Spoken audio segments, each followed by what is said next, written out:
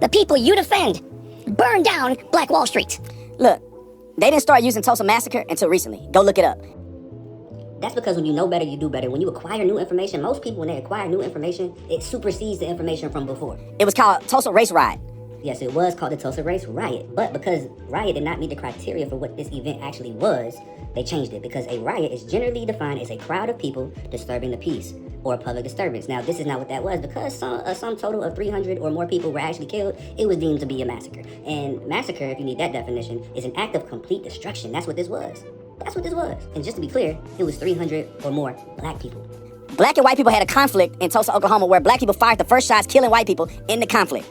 Now, I don't know who was wrong in the conflict initially. Let me help you out. The white store clerk that asserted that he must have done something to Sarah, the Tulsa Tribune, and the white mob that assembled as soon as they got wind that he might have done something wrong, and they started assembling in the streets and talk about lynching Dick Rowland. That's who was at fault initially, and through the duration of this massacre. I'm gonna keep saying massacre because you act like you just so slow.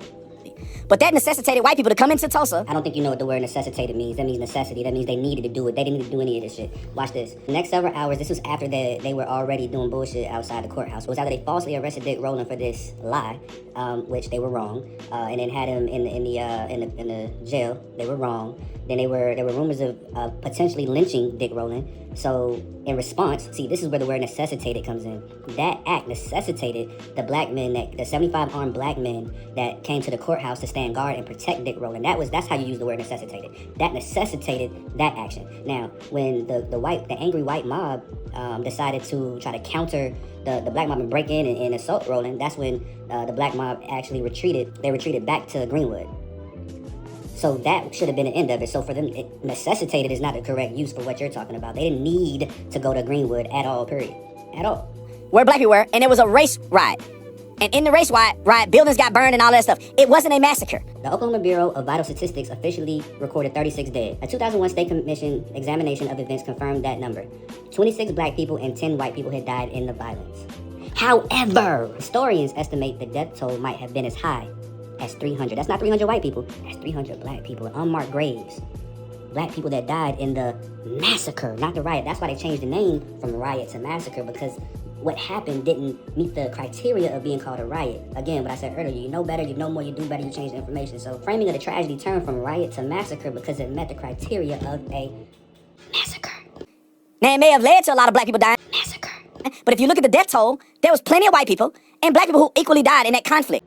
Now, I don't know what his definition of equal is, but I mean, this doesn't really look equal to me. Does it look equal to you? Equal number on equal number? I don't know what equal. If Johnny had 5 apples, if Johnny had 5 mother apples.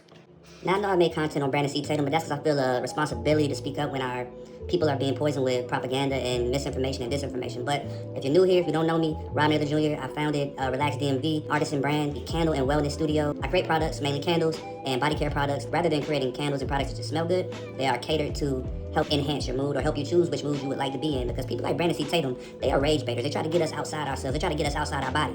But Relax DMV, get you back inside your body. Make sure you visit my website, iwanttoroelax.com. Yeah, just stay tuned. Make sure you like, share, follow, all of that good stuff. And hopefully this is the last video I gotta make on Brandon C. Tatum. I doubt it, but hopefully. And you'll just see more candle content and things of that nature. Things, that I'm, because I ain't gonna lie, I don't get mad. I don't get on my body about this guy. I just feel the need to be on the right side of history and help so that the actual truth doesn't get overrun by that other shit. Peace, love, and light.